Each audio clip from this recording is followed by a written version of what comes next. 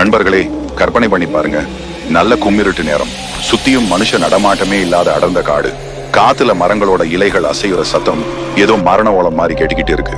அந்த நள்ளிரவுல ஆழியாத்தோட கரையில இருக்கிற அந்த பயங்கரமான சுடுகாட்டுக்கு நடுவுல ஒரு பெண்ணோட ஆக்ரோஷமான அழுகை சத்தமும் அலறலும் கேக்குது. அவ சும்மா சாதாரண பொண்ணு கிடையாதுங்க. மதம் பிடிச்ச யானையோட பிரம்மாண்டமான கால் அவ நெஞ்சு மேல ஏறி எலும்பெல்லாம் நொறுங்கி இரத்த மாறா ஓட ஓட அநியாயமாக கொல்லப்பட்ட ஒரு பொண்ணு. கண்ணை கூட மூட முடியாம வானத்தை பார்த்தபடியே துடிதுடிச்சு பிரிஞ்ச அவளோட உயிர் இன்னைக்கும் அந்த சுடுகாட்டு மண்ணோட கலந்து ஆக்ரோஷமா அலைஞ்சுக்கிட்டு இருக்கு. யாரு அவ?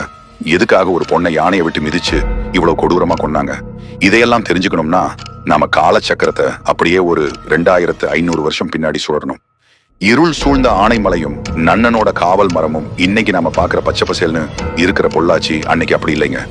பகல்ல கூட சூரிய வெளிச்சமே உள்ள வராத அளவுக்கு வானுயர்ந்த மரங்களும் காட்டு யானைகளும் இருள் சூழ்ந்த கணவாய்களும் நிறைந்த ஒரு பயங்கரமான காடா இருந்துச்சு. சங்க இலக்கியங்கள்ல இதை ஏழில் குன்றம் அப்படின்னு சொல்றாங்க. இந்த பகுதியை சங்க காலத்துல நன்னன் அப்படிங்கிற ஒரு குறுநில மன்னன் ஆண்டு வந்தான். அவன் சும்மா சாதாரண ராஜா இல்ல, இரக்கமே இல்லாத ஒரு கொடூரமான சர்வாதிகாரி. அவன் சொல்றதுதான் சட்டம், அவனோட கோபம் தான் அந்த நாட்டு மக்களோட மரண சாசனம். இவனை பத்தி சங்க இலக்கிய நூல்களான நற்றிணை, பதிற்றுப்பத்துல எல்லாம் தெளிவா எழுதியிருக்கிறாங்க. அவனோட அரண்மனைக்கு பக்கத்துல ஆழியாத்தோட கரையில ஒரு பிரம்மாண்டமான தோட்டம் இருந்துச்சு. அந்த தோட்டத்துக்கு நடுவுல சுடுகாட்டு இருள் மாதிரி ஒரு விசித்திரமான மர்ம மாமரம் நின்னுட்டு இருந்துச்சு. அது சாதாரண மரம் இல்லைங்க, நன்னன் வம்சத்தோட காவல் மரம். அதாவது அந்த ராஜாவோட உயிரும் அவனோட நாட்டோட செழிப்பும் அந்த மரத்துலதான் இருக்குன்னு அவங்க நம்பினாங்க. அதனால கூர்மையான ஈட்டிகளை வச்சிருக்கிற நூற்றுக்கணக்கான காவலர்கள் அந்த மரத்தை சுத்தியும் நைட்டும் பகலும் கண்ணிமைக்காம காவல் காத்து நின்னாங்க. ஏன்னா அந்த ராஜா போட்டிருந்த சட்டம் அப்படிப்பட்டது. இந்த காவல் மரத்தோட ஒரு இலைய தொட்டாலும் சரி, இதுல காய்க்கிற பழத்தை எவன் தொட்டாலும் சரி, அவனுக்கு மன்னிப்பே கிடையாது. கொடூரமான மரண தண்டனை மட்டும்தான். அந்த கொடூரமான மரத்தோட நிழல்ல தான் ஒட்டுமொத்த ஆனைமலையையும் உலுக்கின அந்த திகிலூட்டும் இரத்த வரலாறு ஆரம்பிக்குது. விதி விளையாடிய ஆழியாரும் தெரியாம செஞ்ச தப்பும். அந்த காலத்துல ஆனைமலை பகுதியில வாழ்ந்த ஒரு எளிய விவசாய குடும்பத்துல ஒரு அழகான இளம் பெண் இருந்தா. துள்ளி குதிக்கிற மானு மாதிரி எதுக்கும் பயப்படாம வெள்ளந்தி மனசோட இருக்கிற பொண்ணு அவ. ஒரு நாள் வெயில் கொளுத்திக்கிட்டு இருக்கிற மதிய நேரம் தாகத்தையும் உஷ்ணத்தையும் தணிக்க அந்த பொண்ணு அவளோட தோழிகளோட சேர்ந்து ஆழியாத்துல குளிக்கிறதுக்காக போனாள். எல்லாரும் ஆத்துல நீந்தி விளையாடி ஜாலியா சிரிச்சு பேசிட்டு இருக்கிறாங்க. அதே நேரத்துல ஆத்தோட மேல் பகுதியில இருந்த ராஜாவோட அரண்மனை தோட்டத்து காவல் மரத்துல இருந்து நல்லா பழுத்த ஒரு மாம்பழம் காத்துல அசைஞ்சு தற்செயலா ஆத்து தண்ணியில விழுது. அந்த பழம் நீரோட்டத்தோட மெல்ல மிதந்து இந்த பொண்ணுங்க குளிச்சுட்டு இருந்த இடத்தை நோக்கி வருது. தண்ணியில ஏதோ மிதந்து வர்றத பார்த்த அந்த பொண்ணு அதை நோக்கி நீந்தி போறான். அது ஒரு சுவையான மாம்பழம்.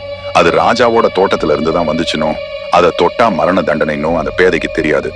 பசினாலையும் அறியாமையினாலையும் ஆத்துல மிதந்து வந்த அந்த பழத்தை எடுத்து அப்படியே சாப்பிட்டுட்டான். அதுதான் அவளோட வாழ்க்கையில அவ சாப்பிட போற கடைசி பழம்னு அவளுக்கோ அவ கூட இருந்தவங்களுக்கோ தெரியாம போச்சு. தோட்டத்துல மாம்பழத்தை காணும்னு தெரிஞ்சதும் ராஜாவோட காவலர்கள் பதறி போயிட்டாங்க.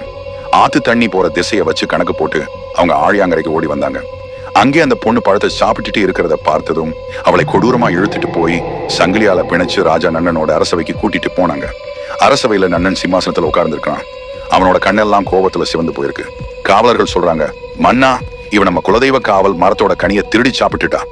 அந்த பொண்ணு நடுங்கிக்கிட்டே சொல்றான், மன்னா, நான் மரத்துல ஏறி பறிக்கல, ஆத்துல மிதந்து வந்த பழத்தை தான் எடுத்தேன். அது உங்க வீட்டு பழம்னு எனக்கு தெரியாது மன்னா, என்ன மன்னிச்சிடுங்க அப்படின்னு அழுது அழுது கால்கள்ல விழுந்து கெஞ்சுறா. விஷயம் கேள்விப்பட்டு ஓடி வந்த அவளோட பெற்றோர் ராஜாவோட கால்ல விழுந்து கதறாங்க. சங்க இலக்கிய பாடலான நற்றிணையில இந்த நிகழ்வை பத்தி ரொம்ப உருக்கமா சொல்லியிருக்கிறாங்க. அதாவது அந்த பொண்ணோட அம்மா தன் மார்பிள அடிச்சுக்கிட்டு தாம் போட்டிருந்த நகைகளை எல்லாம் கழட்டி எரிஞ்சிட்டு தன் மகளோட உயிருக்காக கெஞ்சுறா. மன்னா, என் மகள் விபரம் தெரியாத சின்ன பொண்ணு, அவளை கொன்னுடாதீங்க.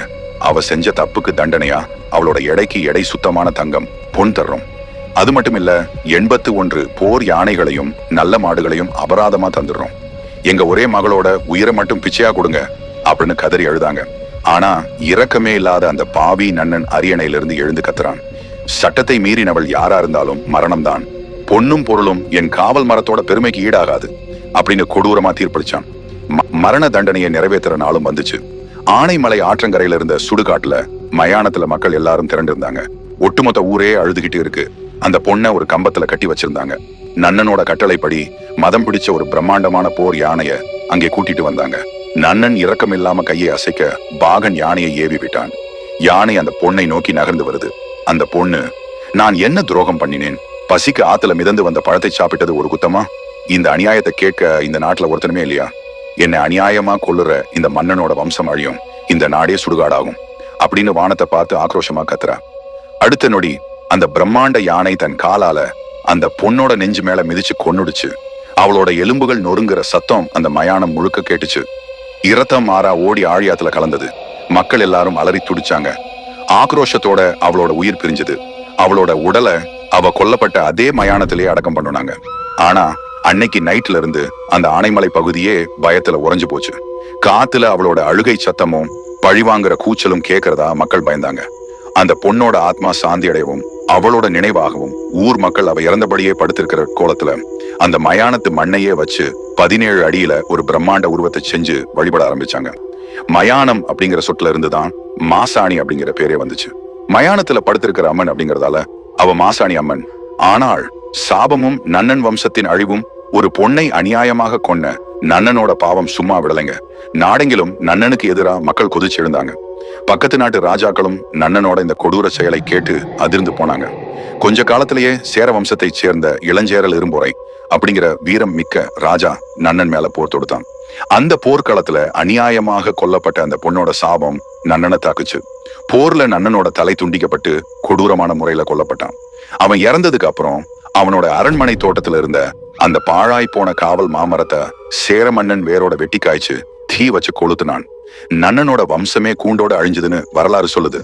மாசாணியோட ஆக்ரோஷம் நன்னனை அழிச்சு நீதியை நிலநாட்டுச்சு. இன்றும் தொடரும் மர்மமும் மிளகாய் அரைக்கும் நீதி கல்லும். இன்னைக்கு கூட நீங்க பொள்ளாச்சி பக்கத்துல இருக்கிற ஆனைமலை மாசாணி அம்மன் கோயிலுக்கு போனீங்கன்னா இந்தியாவோட வேற எந்த கோயிலுமே இல்லாத ஒரு திகிலூட்டும் மர்மமான காட்சியை பார்க்கலாம். இங்க அம்மன் நின்னுகிட்டோ உட்கார்ந்துகிட்டோ இருக்க மாட்டாங்க.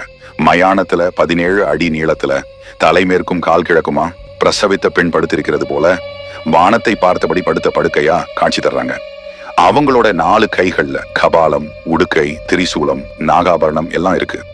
அவங்களோட முகம் இன்னைக்கும் ஒருவித ஆக்ரோஷத்தையும் அதே சமயம் நீதியையும் காட்டுற மாதிரி இருக்கும். இந்த கோயிலில் இருக்கிற மிக முக்கியமான மர்மமான பகுதி நீதிக்கல். அன்னைக்கு நன்னன் ஆட்சியில அந்த பொண்ணுக்கு நீதி கிடைக்கல. ஆனா இன்னைக்கு தங்களுக்கு யாராவது துரோகம் பண்ணிட்டாலோ திருடிட்டாலோ இல்ல ஏமாத்திட்டாலோ மக்கள் இந்த நீதிக்கல்லுக்கு வர்றாங்க. அவங்க காய்ந்த மிளகாய்களை கொண்டு வந்து அங்க இருக்கிற அம்மி மேல வச்சு ஆக்ரோஷத்தோட அரைக்கிறாங்க.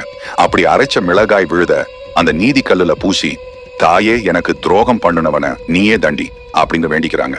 அப்படி செஞ்சா தப்பு பண்ணுனவங்களுக்கு 90 நாளுக்குள்ள கடுமையான தண்டனையோ இல்ல மனநல பாதிப்போ ஏற்படும்ங்கிறது இன்னைக்கும் அந்த பகுதி மக்கள் மத்தியில இருக்கிற ஒரு பெரிய நம்பிக்கை. வேண்டுதல் நிறைவேறினதுக்கு அப்புறம் மறுபடியும் வந்து அந்த நீதி கல்லுல நெய் பூசி அம்மனை சாந்தப்படுத்துறாங்க. ஆனைமலை மாசாணி அம்மன் அப்படிங்கிறவங்க வெறும் கற்பனை தெய்வம் கிடையாது. நன்னன் அப்படிங்கிற ஒரு கொடூர மன்னனோட சர்வாதிகாரத்துக்கு பலியான ஒரு சாதாரண பொண்ணு.